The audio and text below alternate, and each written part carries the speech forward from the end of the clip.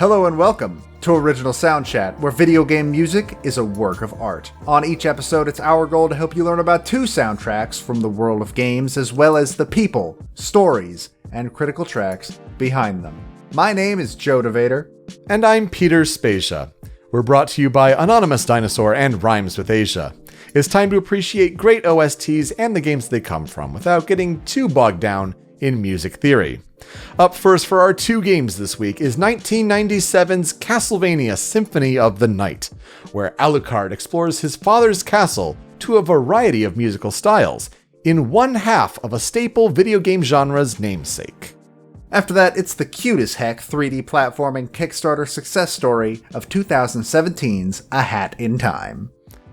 Yeah, I think Kickstarter is the theme this week, if you think about it, because Symphony of the Night, the composer we'll be talking about, all connected to Bloodstained Ritual of the Night, out today on PS4, Xbox One, and PC. Switches next week. So a big Kickstarter success with that game. A Hat in Time, obviously another big Kickstarter success. So if you're thinking about what's the theme this time, how are they going to pull it together, that is why. Joe, how you doing? I'm alive. That helps. That's good. I'm certainly more alive than a vampire. There you go. That all works. We'll have to wait until next time to talk about your E3 experiences, but certainly looking forward to that. But for now, let's get into talking about Castlevania Symphony of the Night. Of course, Castlevania is one of the most famous action-adventure gothic horror video game franchises of all time. It dates all the way back to 1986. And traditionally, the stories center around a member of the Belmont clan squaring off against the legendary Dracula. Now, Symphony of the Night in particular is one of its most famous installments, though at the time, it was a big shakeup for the series. It reintroduced exploration, non-linear level design, and RPG elements that really had not been seen since Castlevania II Simon's Quest. Certainly a very infamous installation for the series. Now, Symphony of the Night takes place 5 years after Rondo of Blood in series canon, and is considered a direct sequel, which would have been very good to know for those like me who have tried jumping into Symphony of the Night and are very confused to start playing the game as Richter Belmont in a final confrontation with Dracula. I mean, a classic scene. And if you will indulge us, we'd like to recreate it for you right now. Die, monster! You don't belong in this world! It was not by my hand that I am once again given flesh. I was called here by humans who wish to pay me tribute. Tribute? You steal men's souls and make them your slaves! Perhaps the same could be said of all religions. Your words are as empty as your soul. Mankind ill needs a savior such as you. What is a man? A miserable little pile of secrets. But enough talk. Have at you! Thank you. Take your bows. Sadly, this is not this exchange is not present in the Requiem collection. Oh no. The game was relocalized, and it is different. That is unfortunate. One job! And one job! But the what is a man, a miserable little pile of secrets. I mean, such a classic line to start this game with. And apparently it was taken from the novel Man's Fate by Andre Malraux. So it was just added in localization, and that's the case. So interesting that you've played Rondo of Blood for Smash Pieces. Yes. And so I guess, coming off of that and you beat that game and know how it ends. I mean, it starts with that confrontation. It starts with actually legitimately a recreation of the final level of Rondo of Blood. Like, the only thing different is the sort of physics to how Richter moves, because obviously they couldn't copy those two because Rondo of Blood came out on the PC Engine, aka the TurboGrafx 16, and not in America. Yes. Yeah. So very confusing to then just be thrust into this, but it is important to the story, I guess, as a whole. So it's the direct sequel. So yeah, go figure. Castlevania Symphony of the Night, released in 1997 for the original PlayStation. It was released in Japan on March 20th, 1997 as Akumajo Durakura X Gekko no Yasukyoku, or Demon Castle Dracula X Nocturne in the Moonlight. That would be the translation there. In the United States, October 2nd, 1997, and for PAL regions, November 1st of that year. It was also re-released on Sega Saturn in Japan only, and apparently with exclusive areas and bosses. Since then, it's seen ports to PS3 and PSP as part of playing the PSX classic game there. Xbox 360 got a version on Xbox Live Arcade, also has Xbox One backwards compatibility, and recently a PlayStation 4 release alongside Rondo of Blood, as you mentioned, with Castlevania Requiem. Because of this, it is not included in the recent Castlevania Anniversary Collection. Put Requiem on Switch, cowards. I mean, that'd be perfect. It'd be so good. Developed by Konami Computer Entertainment Tokyo and published by Konami. I mean, one of their big franchise staples before Konami decided to get more interested in pachinko. So, yeah. Castlevania Symphony of the Night. What is it? It's a 2D side-scrolling action RPG that relies on exploring the rooms of a larger area, finding secrets, backtracking to old areas once new abilities are acquired. And if you're sitting here wondering, well, hey, that sounds like a genre that people these days call a Metroidvania, you would be right. Of course, it's Super Metroid and Castlevania Symphony of the Night that are lauded for popularizing and refining this game style, and thus the portmanteau of Metroidvania was born from games media, of all places. So the overall plot, it's the year 1797 in universe, and in the 5 years following Richter Belmont's defeat of Dracula at the end of Rondo of Blood, Dracula's castle has reappeared. Alucard, Dracula's half-vampire, half-human son, rises from his self-induced slumber to destroy the castle as the player-controlled protagonist. He encounters Maria Renard from Rondo of Blood along his journey, and Maria is looking for Richter, yet the two discover that Richter is under a dark spell and is looking to revive Dracula so that the two can fight for eternity. My experience with Castlevania Symphony of the Night is an interesting one. It's one that I own on that Xbox 360 version, and I've tried to play a couple times, but have really struggled to get into. But this was years ago, and since then I've played plenty of Metroidvania games. I've played plenty of retro-inspired games, and it's one I feel like, I could probably go back and try actually to make progress now that I have all this Metroidvania experience, like now that I beat Super Metroid and games like this, but I just don't have much experience with the game, and I really want to talk about it this week in particular because of the aforementioned bloodstained ritual of the night. I mean, yeah, Joe, you beat Rondo of Blood for Smasher Pieces, you beat Super Metroid for Smasher Pieces. Do you have any Symphony of the Night experience?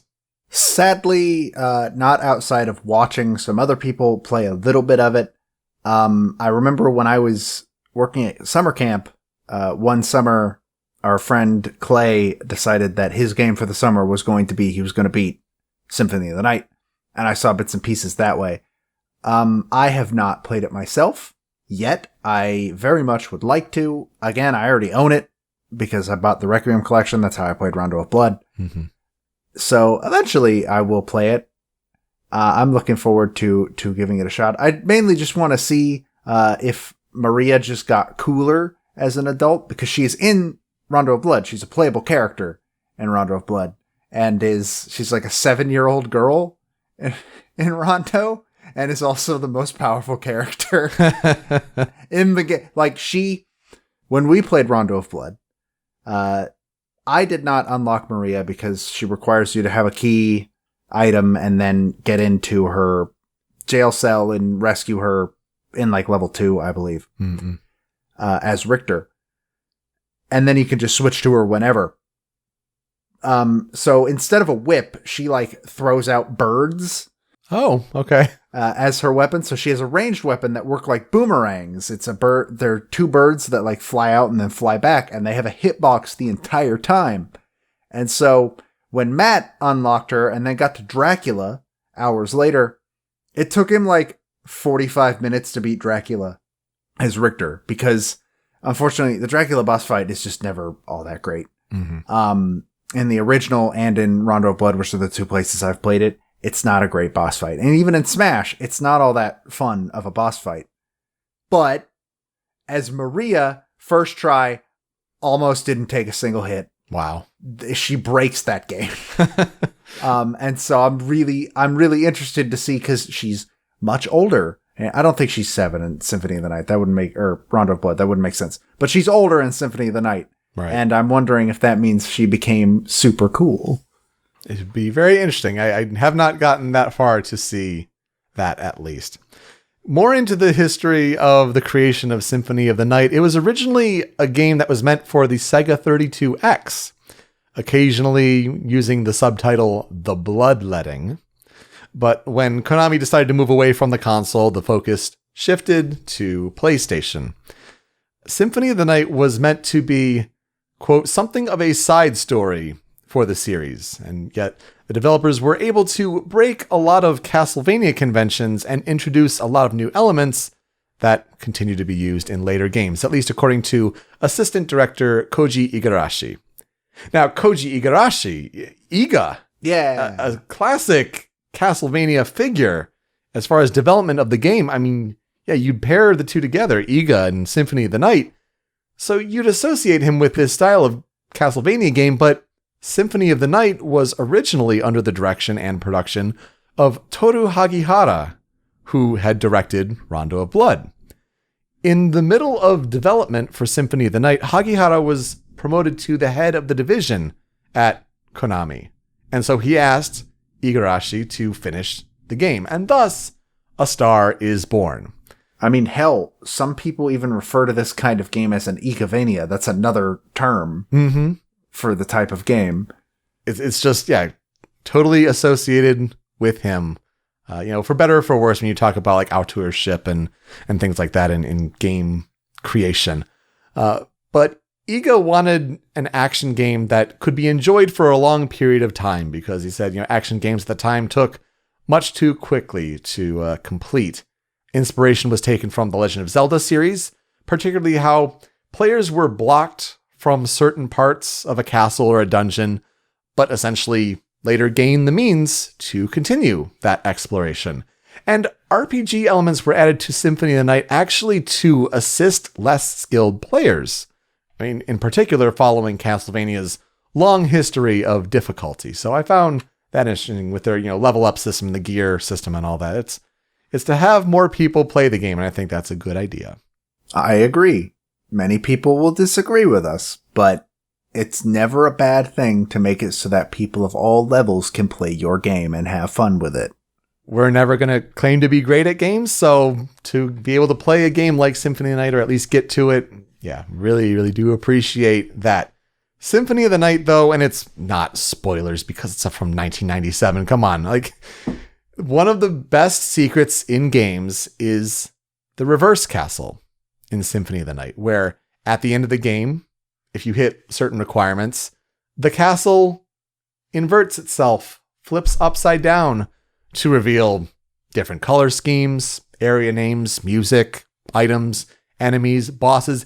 It's a whole new game with that map. And just think, the game was designed with this inversion in mind. All the platforms work right side up and upside down. That's mind-blowing. That's crazy.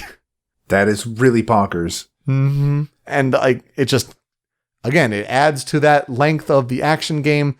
The reverse castle is revealed by apparently saving Richter from his dark spell instead of just flat out defeating him. At the end of the narrative, there's a classic quote that's appropriated to this game, said by Alucard, that says, quote, "The only thing necessary for evil to triumph is for good men to do nothing." And boy, that makes you wonder with certain things, like say in the political environment these days. It's a little striking. Comes from Irish philosopher Edmund Burke, who died in 1797, the year of the canon in Symphony of the Night. So, makes you wonder, makes you think.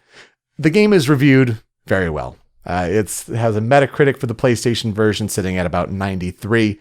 But initially, it really didn't perform that well in sales at all, especially in North America and Europe. One wiki estimated that at one point, it was only about 60,000 units sold in each region. Like 60,000 in America, 60,000 in Europe. But this was mostly due to a very minimal marketing budget.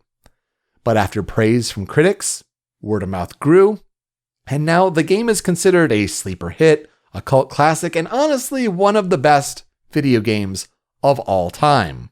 IGN's top list of video games has Symphony of the Night at number 12, Polygon at number 18. I mean, it's easily up there with Metal Gear Solid when you're discussing what's the best original PS1 game. I mean, it's just up there. So aside from all of the Metroidvania, Igavania inspiration, Koji Igarashi would go on to work on plenty of other Castlevania games. But as you mentioned, when this style of Castlevania game was no longer being made by Konami for reasons, Iga created an independent Kickstarter for Bloodstained Ritual of the Night. That was in May 2015. It raised over $5.5 million. I contributed to it. I know I was curious. And the game, yes, is now finally out today as of this episode's release. June 18th on PS4, Xbox One, PC, Switch version, coming June 25th. Symphony of the Night, just a classic game. A great soundtrack, a soundtrack at least we had to get to. Granted, we need more experience playing this game. So there's only so much we can talk about it as far as nostalgia and, oh, I remember playing it. But there's a lot of appreciation here for this soundtrack. And it's all thanks to Michiru Yamane. Michiru Yamane, she was born on September 23rd, 1963 in Kagawa Prefecture, Japan. She practiced growing up at age 4. You got it. On the electric organ. That's 5. Ding, ding, ding. Yes, good old Electone from Yamaha. So we got another one. Followed by learning on piano. She enjoyed playing popular rock music on the organ over time, but really when she picked up piano, took an interest in classical music. Now, her talent started early. She began composing around 8 years old and realized by her teenage years that she wanted to write songs for movies or commercials, or maybe even be a jazz pianist. But she was really on the rise, kind of with her musical skills. And when she was focusing on like going to a music-themed high school, like there are a whole bunch of, virtuoso piano players there. And instead of trying to compete with their playing skills, she focused more on composition. So yeah, she went to that music-focused high school and then the Aichi Prefectural University of the Arts for university. She wrote her thesis on Johann Sebastian Bach, the famous German composer. And all this time, while she's going through school, she's playing games in arcades, playing games on the Famicom, and at this time, like she's teaching music as part of, she has her teaching license. It's all part of, a university process. But she felt the job didn't really suit her, and going forward, she only really had part-time teaching work lined up. So she found an open position at Konami at the university's recruitment center. Joined Konami in 1988 as part of the Konami Kukeiha Club. Now, the Konami Kukeiha Club, it translates roughly to the Konami Square Wave Club. It's all part of like the sine and square waves for Famicom tones, essentially, at the time. The Konami Kukeiha Club is not just some elite small group, though. It's basically their sound team at the time. So if you look up Konami Kukeiha Club, it's like here are all the members over time. And it's like, yeah, these are just the people who worked at Konami. Tapi Iwase, who worked on the Metal Gear Solid soundtrack. Like, yeah, he was part of the Kukeha Club.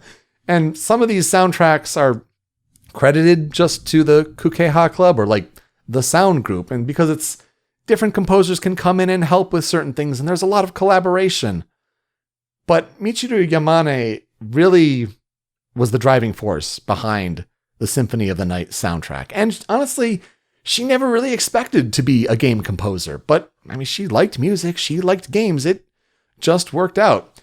She eventually built up a variety of skill sets at Konami and first led with a composing credit on 1989's Ganbare Goemon 2. She particularly has fond memories of composing for the Sega Genesis sound chip, for those sounds in particular. Really, though, her true claim to fame is the Castlevania franchise, though. Her boss handpicked her for 1994's Castlevania Bloodlines, and she felt a lot of pressure to deliver because of the series' already established history. I don't blame her. Like, that's about as big as it gets at Konami. I mean, working on Castlevania. But she felt that there was a link with the game's vampiric themes and the classical music that she had grown up with. So she wanted to work to integrate her classical style with the rock themes that were previously introduced in the series. So she worked on several Castlevania games and worked at Konami for 2 decades, for 20 years. She left Konami in 2008 to become a freelance composer. She said she got a pet cat. She wanted to slow down her career, work more from home, and just have more freedom in her projects. Composers that influence her, particularly on the classical side, there's Mozart, there's Beethoven, there's Ravel, Debussy, Rachmaninoff, and Chopin. In high school, she said she listened to Kraftwerk, Ryuichi Sakamoto, and Yellow Magic Orchestra. If there's a band that she said she'd like to collaborate with, it would be Dream Theater, which I think, yeah, that's a perfect fit for her, but she says she didn't really see it happening. And she expressed enjoying game music from, just classics like Nobuo Uematsu, Hitoshi Sakimoto, Yoko Kanno, Motoi Sakuraba. Some composers we've talked about before, some we will talk about going forward. But honestly, with Michiru Yamane, hell yes, we need more women in video game music composition. It's not necessarily like because she's a woman, we're going to give her more. No, honestly, she has skills and it really legitimately deserves to work in this industry. And I think it's just so cool to see certain examples. I'm sure we'll talk about Jessica Curry, who's one of the preeminent game composers today. But granted, these examples are sadly few and far between. And we've mentioned Yoko Shimomura before, but I think this is the 3rd female composer we've gotten on the show. Yeah. It's Yoko Shimomura, Laura Shigehara, and Michiru Yamane. I think that's it. And when you think about the split there, that deserves to be more of a balance. So honestly, I'm really happy to, show her story, talk about her music here with Symphony of the Night. And it's just hell yeah, man. More women in composition, please. Absolutely.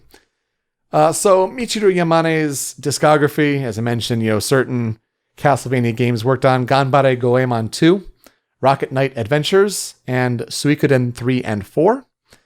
Her Castlevania lineage, there's Bloodlines, there's Symphony of the Night, Lament of Innocence, Aria of Sorrow, Curse of Darkness, Portrait of Ruin, and Order of Ecclesia. And then when she went freelance, she's worked on Skullgirls, Nightcry, Monster Boy and the Cursed Kingdom, and Bloodstained, Curse of the Moon, and Ritual of the Night. So yes, Iga went and worked on Bloodstained and said, you know what?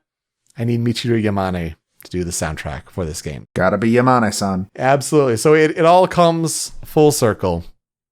As far as Symphony of the Night specific details, Yamane composed 31 of the 34 tracks on the soundtrack. And honestly, some of those are there's a carryover from Rondo of Blood, or there's the ending theme. Where she didn't have a hand in that, but so much of that soundtrack is because of Yamane. And she actually produced all of the sound effects as well on Symphony of the Night because of a staff shortage, really. There are so many genres that are represented and implemented, and it just shows the diversity of her skill set, honestly, to compose all these different works. There's classical, there's techno, there's gothic rock, new age jazz, and thrash metal. So many types of music, and it really fleshes out a full experience. But this was actually the first time Yamane attempted to place rock music in a game, and it works. We'll hear in the critical tracks very soon, but it's so cool. She drew heavy inspiration from the concept artwork, which was done by Ayami Kojima. Again, yes, more women in games. Absolutely great to see. Her tools that she used an Akai sampler connected to a computer that was running Logic Pro and Pro Tools. I've used Pro Tools. Yeah, Pro Tools is a good soundtrack there. At least using that to record the music. And because of the PlayStation CD-ROM technology, Yamane felt more expressive freedom as she was no longer limited to FM chips and she could really use real sounds. So yeah, we're seeing it at this transition point in the industry when switching to that next generation beyond 16-bit. That's where the music really was allowed to expand its possibilities. So Michiru Yamane, a standout in the industry, one of the greats. And Symphony of the Night is really, she thinks it's her breakout work. And I mean, yeah, Bloodlines is great as well. But let's talk about the 5 critical tracks for Castlevania Symphony of the Night. And we have to start with Dracula's Castle.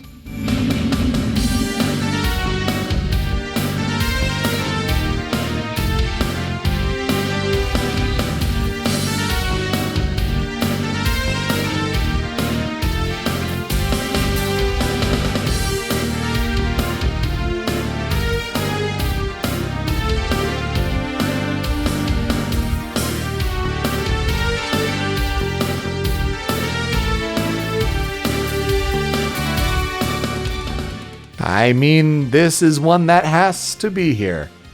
Gotta be here at this one. It plays at the entrance section of the castle. A lot of people consider it Alucard's theme, and like it's really the one song that you need to know from this game. Even like Vine memes and whatnot, like a guy coming in and thwacking a roll of paper towels, and it's this song playing in the background, and it's all these elements from Symphony of the Night, the level up, bling bling bling. I mean, if you're hearing one song from this game, whether it's in memes or just the one you need to know, it has to be this one. It's such a strong melody, and it's got that drum beat to back it up. Like it's a must. Had to be here. Weirdly enough, this is not the one piece that I'm familiar with from Symphony of the Night. Oh, really? The one that I am familiar with is on your list. We will get to that then, I suppose. But yeah, no, it has to be this one here for sure. And like I think all these 5 are like, they're really good examples. Let's get to the next one. Number 2 here on the critical tracks, Marble Gallery.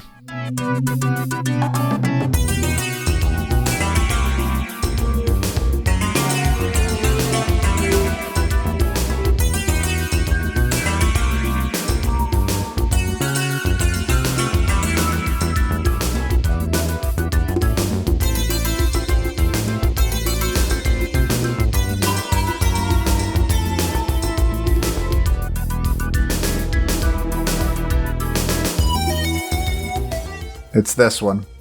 Yeah, I mean... Do you know why I know this one? Oh, I don't know why you know this one.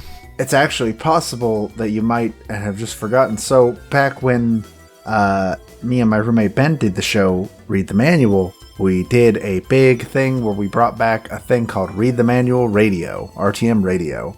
And in the first episode, we brought in a few people, including you, to say like, hey, what's your favorite game soundtrack and your favorite song off of it? Right. And our friend Joe, another Joe, this was his. Okay. And that's why I know this song. Yeah, it's a really good one. It has these really interesting synth instruments here. Like there's like a plucked string in a way. I'm trying to peg what exactly that is. And then there's like an electronic wave that repeats the melody at the end of the clip there. It's a really, really catchy tune. And it plays, of course, in the Marble Gallery section of the castle. So that's appropriately fitting. Great, great tune. The next track, we'll go with Abandoned Pit.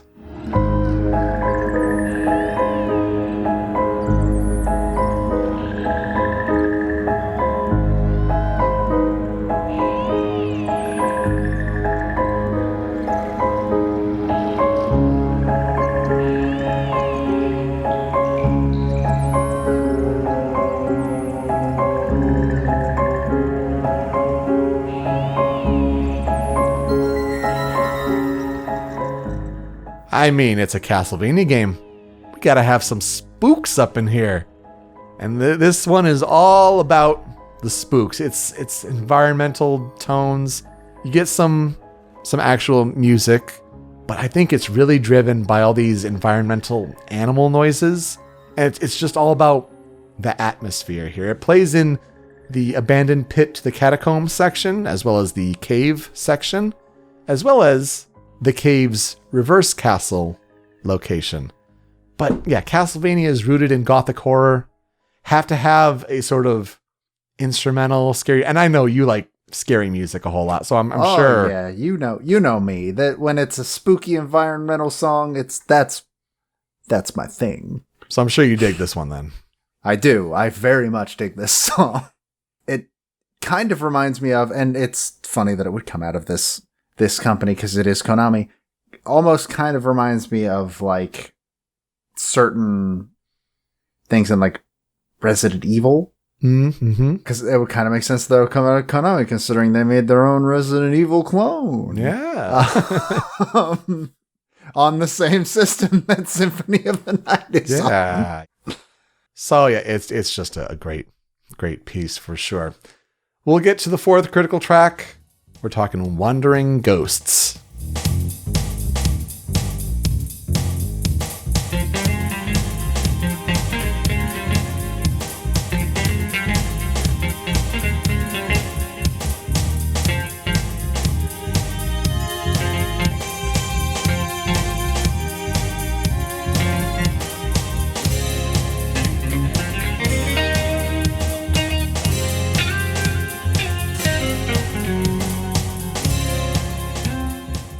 And yeah, maybe you know about it from a Donkey video, but I dig this song so much. It's just so funky. I'm really a sucker for just the clean picked guitars like this, the jazz style guitar. Count me in for this kind of riff. Plays in the Colosseum section of the castle, but it's one that takes a long time to build up to this, but when it goes hard. It's real cool. This is not the song that I expected to play when you said it was called Wandering Ghosts, but hey, sure. Maybe the ghosts are just getting down and having a party. Really funky. Ghosts can be funky too. They sure can. Who's to say? And we'll wrap up the Critical 5 here with The Tragic Prince.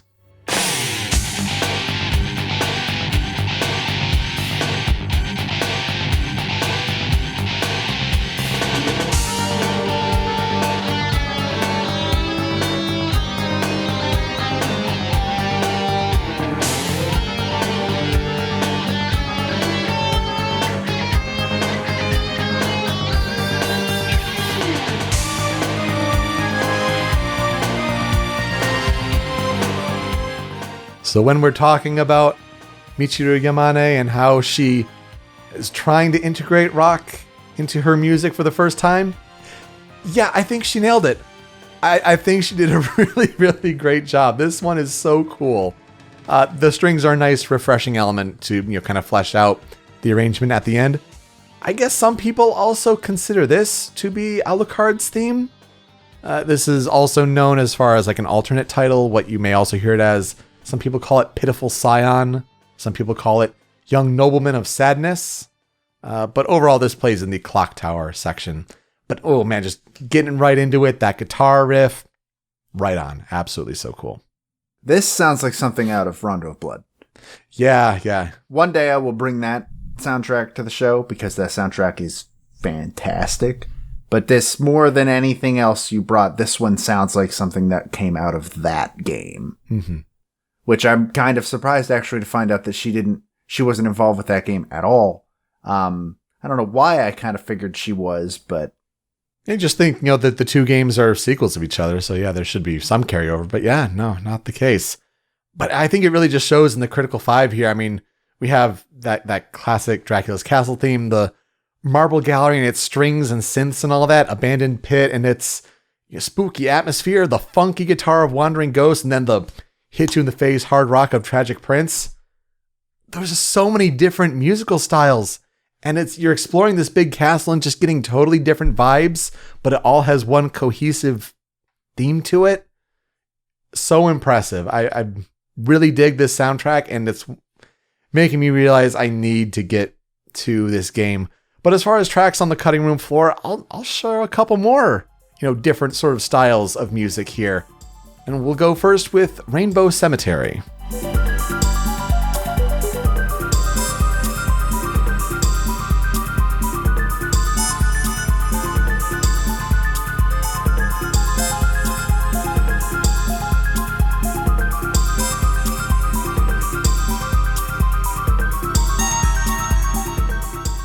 Get some fluttering arpeggio synths in the background there. You get muted trumpet-like accents. This plays in the catacombs, which is beneath the castle. Yeah, just another really cool but different kind of song and sort of style. I like this one a lot. It was tough to leave off the cutting room floor. And I also wanted to include Lost Painting.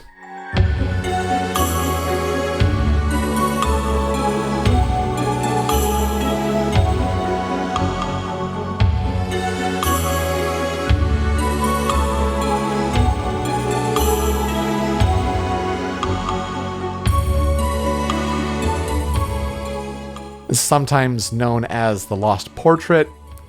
It's a slow dance-like song with just this haunting but gorgeous arrangement. It plays in Reverse Caverns and Antechapel, as well as the Forbidden Library in the Reverse Castle. And I wanted to include this because some people may remember that in Super Smash Bros. Ultimate, there's a remix of this song, but it includes more of an electric guitar melody. But this is the original that it comes from. It's one of the important ones.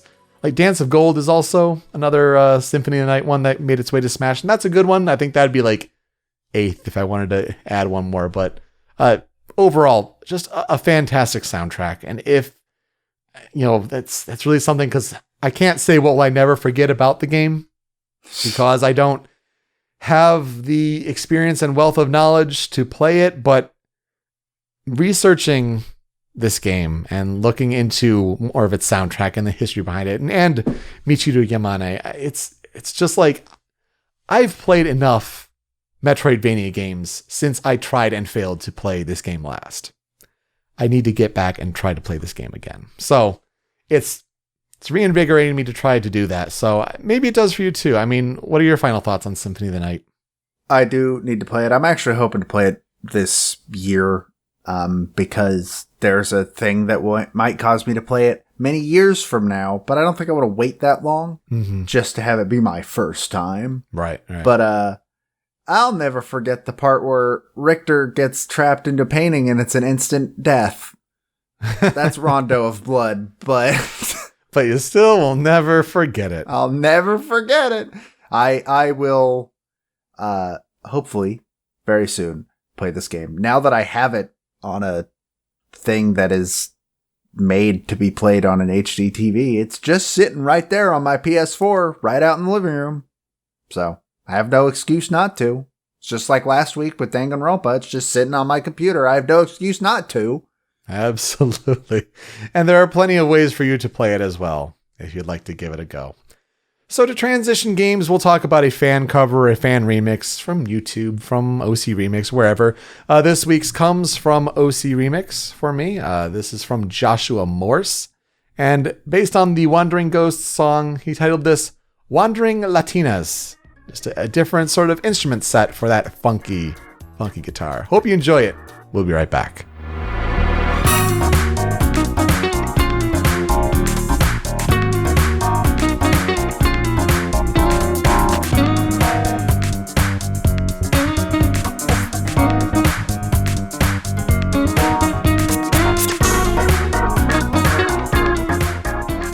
Let's switch gears a little bit.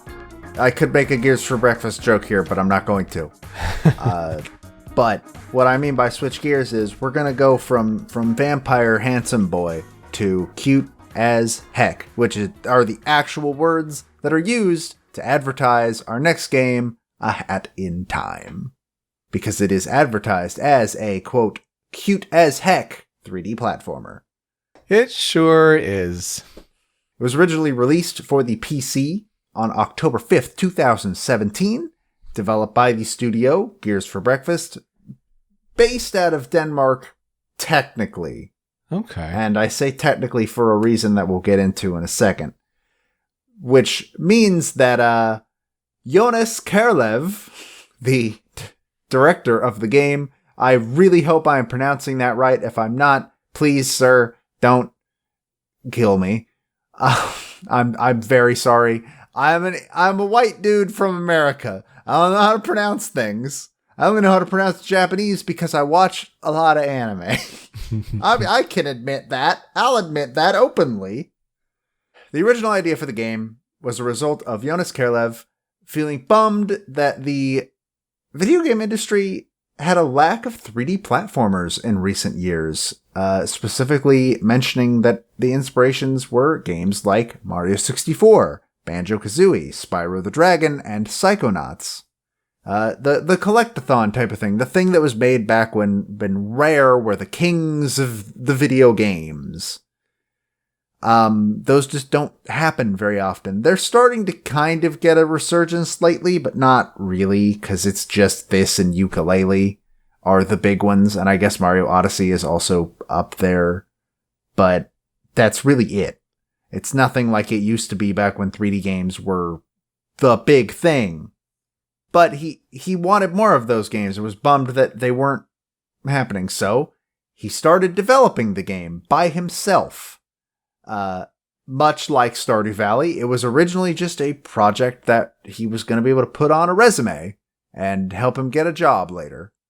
And much like Stardew Valley, again, he was the only one, and it was a much smaller project to start, because development started in August of 2012, and his estimated release date was Q2 of 2013. Oh dear. It didn't make that release window. I feel like that's if you listened earlier, I said the game came out in 2017, which is quite a bit of time after 2013. 4 years, some would say. So, as the game started to build in scope, more people started to come onto the project from 4 separate countries. That's why I say technically based out of Denmark, but not really. All of them volunteers. None of them were being paid for their work, including Kerlev. And so they decided to put it on Kickstarter. And as of the time they put it on Kickstarter, the dev team was up to 8 individuals. I don't know if it has grown bigger since then. I can't find anything saying as much. The Kickstarter says, like, go to our website and you can get profiles on all of our members, but that part of the website appears to be gone now because I couldn't find it. So I'm assuming it's still the same team of 8 people listed on the Kickstarter page. They set that Kickstarter up on May 29th of 2013, and Kerlev says he didn't actually expect it to be very successful. He was even considering dropping the goal from the $30,000 that it was when it launched to $20,000 because he was afraid that Donkey Kong 64 had damaged the genre too much for people to want to see it come back, which, alright, here we go. Gotta take off my shirt because I'm not actually gonna do that. I'm gonna pretend I am, though, because I gotta challenge this man to a fight. Fighting words hits you right in the childhood. Hits me right in the childhood. I gotta challenge you to a fight, even though he's probably correct. But he was wrong because, well, it did not make the, $5.5 million that Bloodstained made. Mm-hmm. It still smashed its $30,000 goal, raising a total of $296,360. Yeah, that's a pretty good improvement. Good amount over what they expected. So, the game entered development and released with 4 worlds. The Mafia Town, Battle of the Birds, the Subcon Forest, and the Alpine Skyline. Now, you mentioned these worlds, and you mentioned that A Hat in Time is a 3D platformer. It's a collectathon. Like, what's the gist of, like, the plot, essentially? So the plot of Hat in Time is you play as Hat Kid, a kid wearing a top hat. That's the whole backstory there. She's super cute. She's super cute, and she is on a spaceship on her way home through a spaceship that is powered by timepieces, which are little hourglasses that have the ability to manipulate time.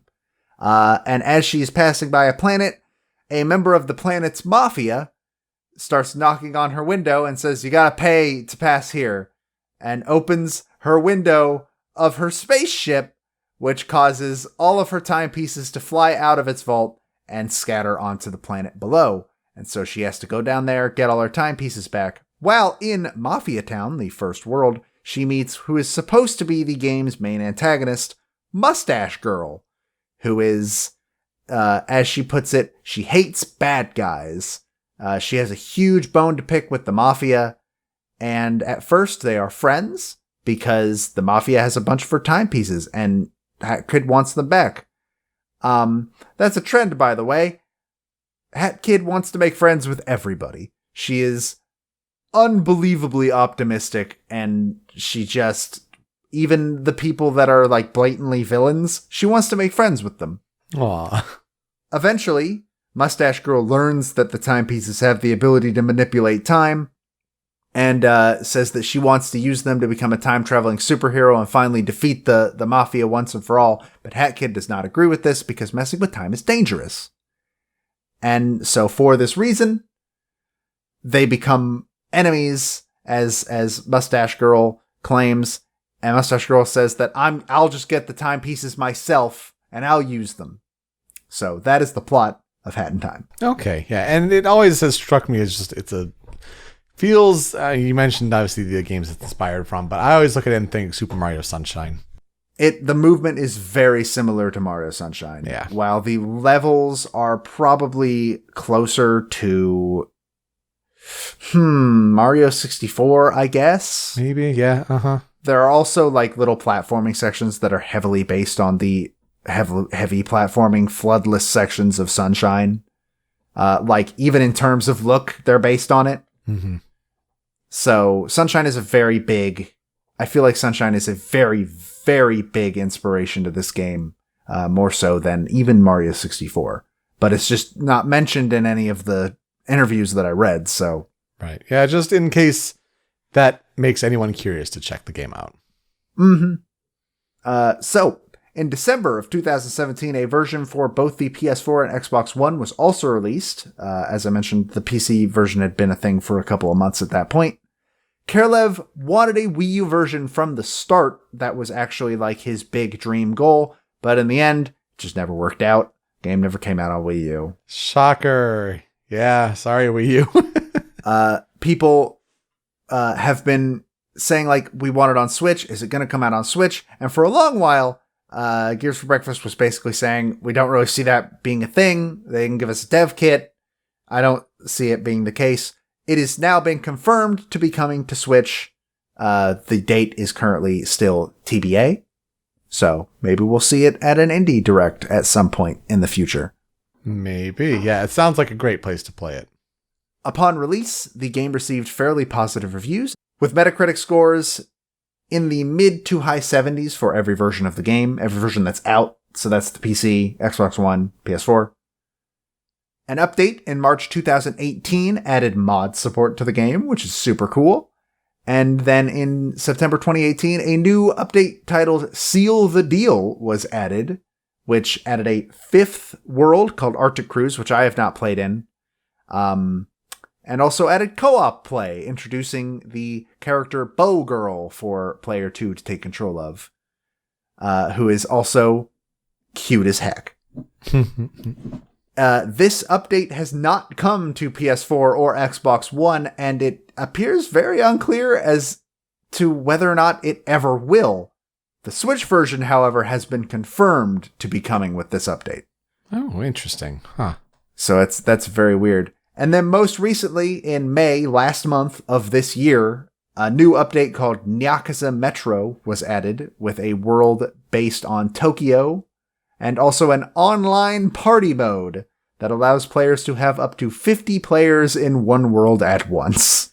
I remember seeing that news story and it sounded a bit crazy, but now like just thinking about it, it's like, yeah, that does seem kind of out of place for what the game originally is. Yeah, it's kind of... I haven't tried it yet. I haven't played in Yakuza Metro yet. I actually went and reinstalled the game so that I can try out these new worlds soon. Who knows when I'll get to that. But in Yakuza Metro, I'm especially very interested because, I mean, fan of Yakuza games. You mentioned Yakuza, you mentioned cats. Yeah. I'm in. Sounds super cute. That's pretty much the gist of the development of A Hat in Time. It's still being worked on. It's still being added to. I haven't been able to try anything past Alpine Skyline, and for my personal thoughts, I think that Mafia Town is fun. It's the most Mario 64/Sunshine level in the game. It seems to be the one that has the most fleshed out level design, in my opinion, because it is the only one that is actually a free roaming area, as far as I can tell. Mm-hmm. Meanwhile, everything else is sort of cut into levels, like traditional 3D platformer levels. That being said, Battle of the Birds and Subcon Forest are where I feel like the game really, really, really gets good.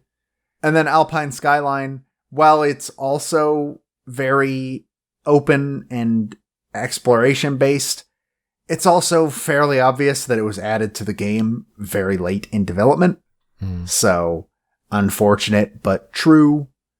But yeah, the two chapters, as you'll find when I get to Critical Tracks, the two middle chapters, best chapters in the game. They're so good. A Hat in Time is not a game I have played yet, but it's one I do own on Steam. I think it came in one of the Humble monthly bundles. So I do own it. It's just a matter of, probably should play it at some point. The music for Hat in Time was done by Pascal Michael Stiefel. I believe I am pronouncing that right. Stiefel? It could be Stiefel. I am not sure. AKA Plasma 3 Music on YouTube. But I can't find anything about his early life at all. His early career or anything. He does a lot of video game remixes on his YouTube channel. They're all very good. I was even able to find what DAW he uses. A DAW, for anybody not aware, is a digital audio workstation. So I was able to find the program that he uses to make his music, but I can't find how he got into the music industry or anything like that. So, Pascal, if you're like listening, call me. Yeah, want to talk. Call us. I would love to talk and hear about your stuff. I legitimately would really enjoy hearing that. He uses Cubase, by the way. That is the DAW he uses. That makes sense, yeah. So, yeah, absolutely check his YouTube channel out. It's super cool. He's a very talented dude. Hat in Time appears to be the only game that he has worked on. So in terms of discography. So he has not really spread his wings into anything else quite yet. I mean, it's a great soundtrack. I mean, that's a good one to begin with and show talent for sure. As for the development of the actual soundtrack itself, fun fact, as part of the Kickstarter's stretch goals, the music in Hat Kid's spaceship, which serves as the game's hub world, think Peach's Castle, or kind of a little closer to a smaller, more condensed version of Grunty's Fortress, or Grunty's, whatever the heck Grunty's house, that thing. You know what I'm talking about. Yeah, Fortress, yeah.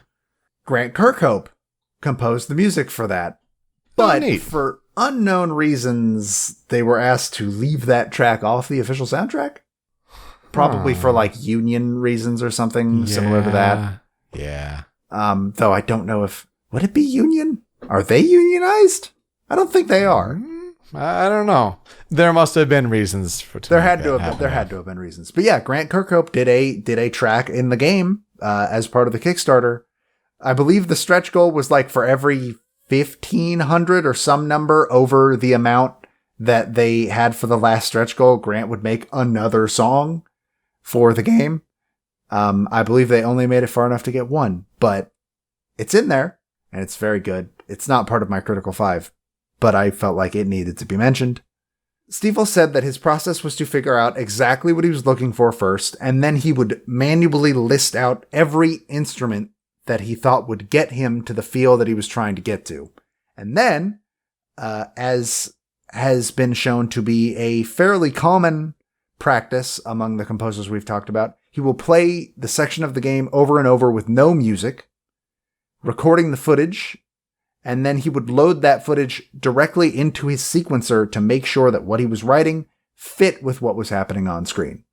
I mean, it's really cool that he got to play the game because, yeah, I mean, it really seems like an indie sort of thing. We mentioned with Super Meat Boy and Danny Baranowski, yeah. I think the guy who did Devil May Cry 3 also said that he did a very similar thing where he played it without sound and then also wrote his music to go along that. But for the most part, yes, it seems to be mostly indie composers that really do that. It's just not a common thing, though. I mean, yeah, to be able to do that, like that certainly must help to get a real feel for what the playing experience is like. And I'm sure that helps with the creative process. The game employs a dynamic soundtrack, much like Banjo-Kazooie is one of the most famous examples of a game that does that, where multiple tracks are technically playing at the same time, but it fades different ones in and out depending on where you are standing. So the examples that he used were in Mafia Town. If you get in the water, it becomes a much more subdued version of the music. Or if you walk near a shady character, certain instruments will start to become more prominent in the song. Or if you are in a specific part of town, certain instruments will start to become more prominent. That kind of thing. So that's super cool. The example he used specifically was that Mafia Town has 4 dynamic pieces playing at once.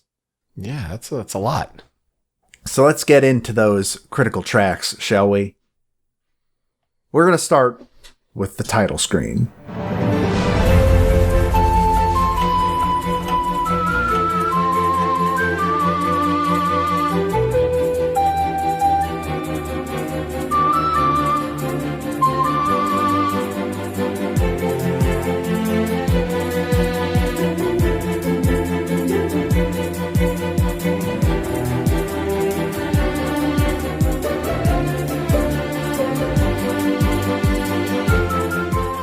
We say this a lot, but this is another one of them themes of adventure. Yeah! I think this song is really successful at bringing about the general tone of Hat in Time, which is very optimistic. It's full of promise. It's full of adventure. It's Hat Kid. Yeah. This is Hat Kid's theme. It's really sounds fitting. It's just happy, fun. She's very happy. She's ready to make friends, and she's just going on adventures. And this song is really good at bringing that across. And it even has that space theme to it because, again, the hub is her spaceship. She's in a spaceship. She's going on space adventures. It sure does. This is really neat. After that, you're going to find that all the rest of my critical tracks are from chapters 2 and 3 because, again, that's where the game gets good. And I can't help it. That's where all the good stuff happens. Fight me on that. But our next one is The Big Parade.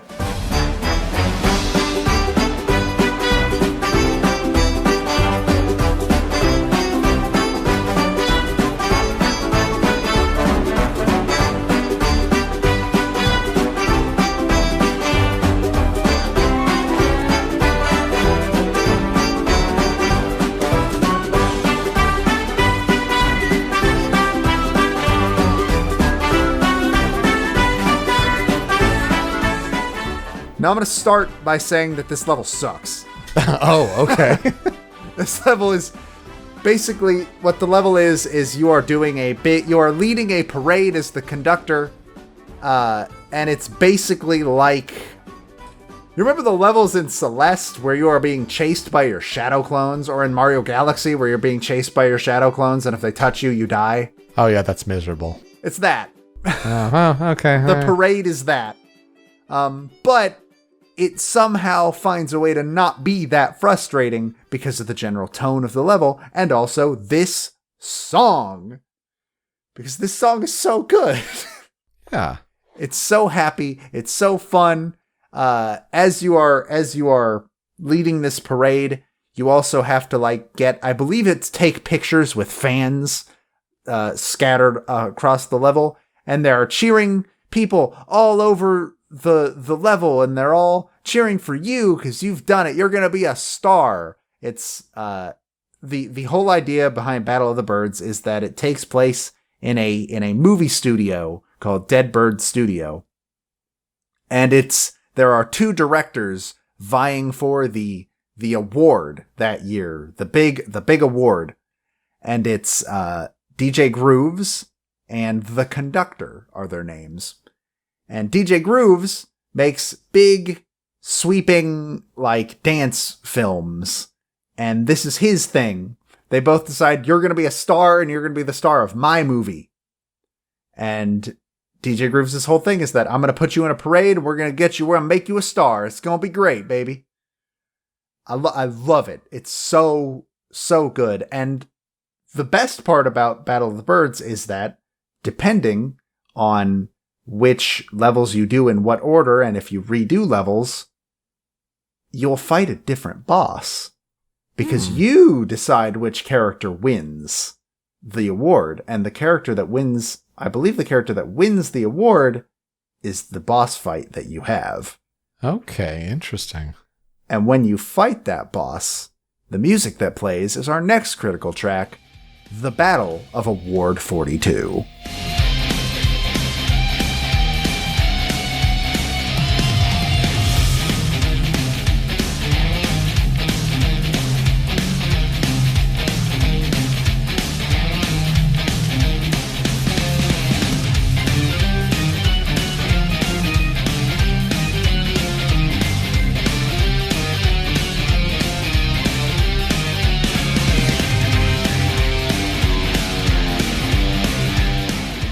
This song is so hype.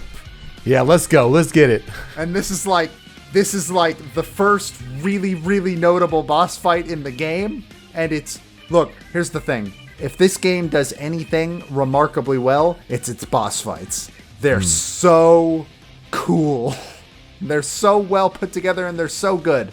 So this can, again, play when you're fighting either DJ Grooves or the Conductor. Most people I've noticed get the Conductor. I got the Conductor. Our friend Matt got the Conductor. Our friend Zero, who was also playing alongside us, got the Conductor. In fact, until researching for this show, I had never even seen the fight with DJ Grooves. Interesting. They seem to both be quite different fights. The Conductor pulls out a knife. Which is really, really funny to me. And the DJ Grooves fights using by dropping disco balls and throwing lights at you and all that kind of thing. I mean, that's reasonable, I guess. You don't touch Hat Kid with a knife, though. Yeah, no, you don't. It's like in Smash, you don't punch Isabelle. If Isabelle's there, she wins. No, yeah. But it's just that this song goes so hard. And it's so cool, just the rock feeling to it. You get to it and it's so... The Mafia Town fight, while good, just does not have the same oomph to it, and the music is almost entirely why. I adore the song, I adore this fight. This fight was the point where I was like, oh, so this game's super good then.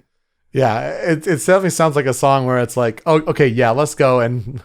Scroll away in the back of your mind. It's like, oh, I need to talk about this soundtrack on a podcast I do. Kind of. Hat in Time. When we started this show, Hat in Time was one of those where I was like, I'm just holding it back. It's coming up eventually. Our next song is an entirely different feel. Subcon Forest.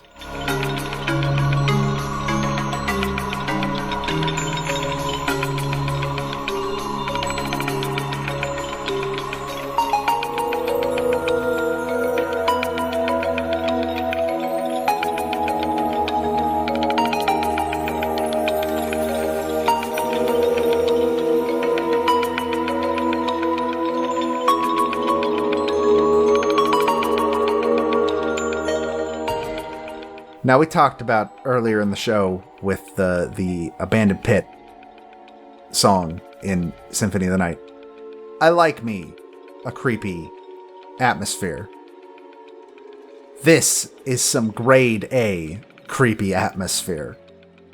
Because that's what the Subcon Forest is supposed to be. It is, in my opinion, the aesthetically strongest part of the game, and also my favorite level in the entire game. It also introduces the best character in the game.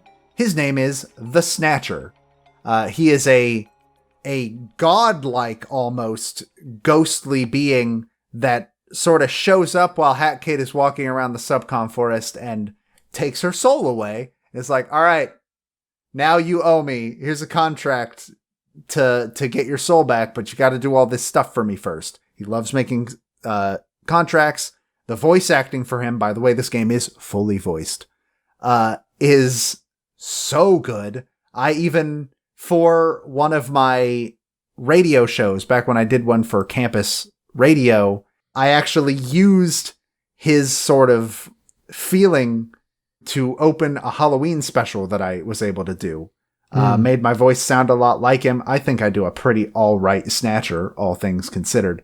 But he's the best character in the game. There's no contest.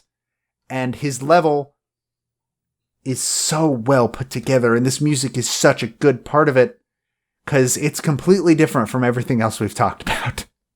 It sure is, yeah. And even not playing the game, I've seen the Snatcher, and he's a really cool design.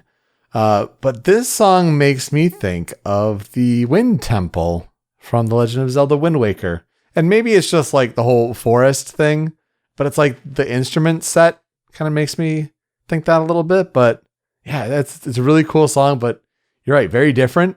But it's, again, we like showing these songs that show the range of what you can expect from the soundtrack. And this is definitely one of them. But eventually, as with all things, you have to come to blows with the Snatcher. And when that happens, the song that plays is our final critical track, Your Contract Has Expired.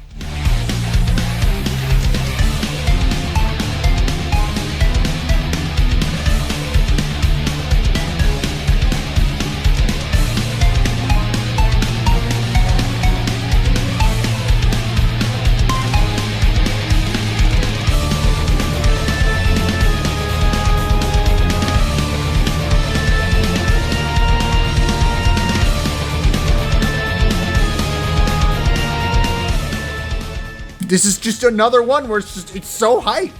He gets these boss fights like just right. And this is the best boss fight in the game. 100%. The Subcon Forest actually has 2 boss fights that use very similar songs. But this one, especially with like one of my favorite gimmicks, I don't think I want to spoil it. But needless to say, it's just one moment in the boss fight that causes the Snatcher mid-boss fight to go, what? Hold on, what? That can't count, right? It's a very meta moment, and I love it. This song is so cool. I have it written in the notes that if this game is a masterclass in boss fights, this fight and song is a masterclass of that masterclass. Yeah, absolutely. This is my favorite song in the game, 100%, bar none, no contest.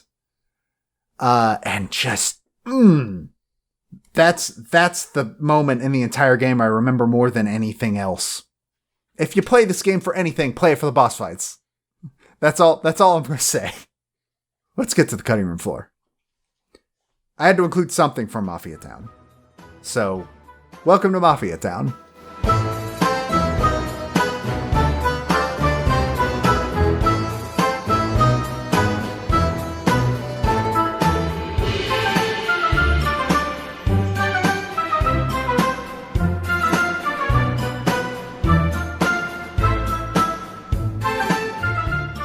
It's a very, very good song. I just... The other 5 that I have blow it out of the water is the problem. Mm-hmm. But it's a very good song for the first level, a very good introduction. It's very... I don't want to say subdued, but it kind of reminds me of a Wind Waker song, which fits, because not so much in instrumentation, because this isn't really instruments that Wind Waker would be using, but it fits in that a lot of the visual style of Hat in Time is very much based on Wind Waker, especially in Mafia Town.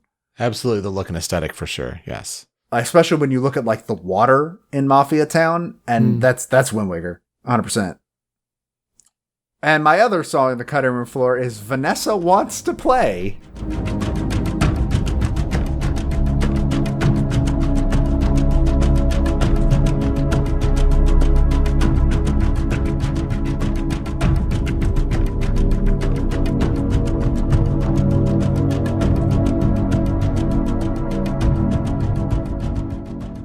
There's a point in Subcon Forest where there is a straight up horror game built into A Hat in Time. And again, love me some horror.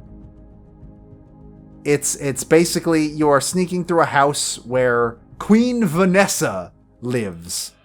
And Queen Vanessa was actually a character that was hyped up during the Kickstarter. So she was planned from the beginning. And she's a character that if you make noise, she will come to find you, and she's one of those characters that you never get a good look at. Oh no. Because you're hiding. Because if she sees you, you die. And so the music just gets really, really intense whenever she's in the room, and it's very Silent Hillish, and I love it. Fantastic moment of the game. This is one where I had a really tough time picking out a clip because I feel like you give the whole song a listen because you go through the range here for sure. I love it. I love that part of the game. So what'll I never forget about A Hat in Time? That should be obvious if you've been listening. It's the boss fights. They're so good. But also, I just kind of wish that after the Subcon Forest, the game kind of takes a dip in quality. I can't attest to the DLC worlds. I will play them. Because, I mean, I like this game enough that I want to give new content a try. I just haven't had a chance yet. But, like, Alpine Skyline's not a very good world, in my opinion. Some people might disagree with me. And that's fine. I just didn't enjoy it nearly as much as I enjoyed the first two chapters. That being said, you gotta play this game, man. I'm talking to you specifically. I know what I'm installing on Steam tonight. Yeah, I mean, come on. I'm thinking of right after this going to start up Symphony of the Night. I'm probably not going to do that, but I'm thinking of it. I'm thinking about it real hard. You got me thinking the same with Hat in Time. So there we go. Hopefully we've got you thinking about playing these games as well, and maybe the music has inspired you to do so. But yeah, a Kickstarter theme kind of week for sure. Maybe even go play Bloodstained if you, whether you got the Kickstarter or not. I'll be maybe firing that up on my PS4 there. But overall, that will do it this week for Original Soundchat. Thank you for listening. You can find me on Twitter at PeteSpeakeasy. Joe is over at The Dobaga. The video version of the show is on the Rhymes with Asia YouTube channel, also over at rhymeswithasia.com. Well, it's the MP3 podcast version you really want. You can take that anywhere. That's found on Anonymous Dinosaur at anondino.squarespace.com. But really, the podcast storefronts around the globe. Apple Podcasts, Google Play. Bring that in your ears, whether you're in the car, at work, on the go. Just really enjoy that. Have a great time. Listen to some great game music and some discussions about it. The Spotify playlist is still up and running. Thank you for maintaining that, Joe. So check that out with the Original Soundchat playlist. That's how we can contribute to Spotify in a way based on whatever video game music is on Spotify. As for this week, I don't know about Symphony of the Night yet. I haven't checked, but I know for a fact that Hat in Time is on Spotify. So that'll at least be added. So yeah, making more and more additions there. And if you'd like to contribute to the Anondino Patreon, patreon.com/Anondino, we're still trying to see if we can, roll out early episodes. Like when the episodes are done before the Tuesday release, maybe you might be able to get those if you contribute $1 a month. We'll see how that develops. So make sure to please check that out. Social media for the show over at Soundchat OST. Leave some feedback for us. How are we doing? But also, what would you like us to cover on the show's future?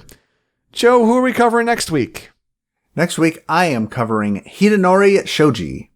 I will be talking about Mahito Yokota. So, should be some good times there. Some great games. Looking forward to talking about those for sure. All right, Joe, let's play us out.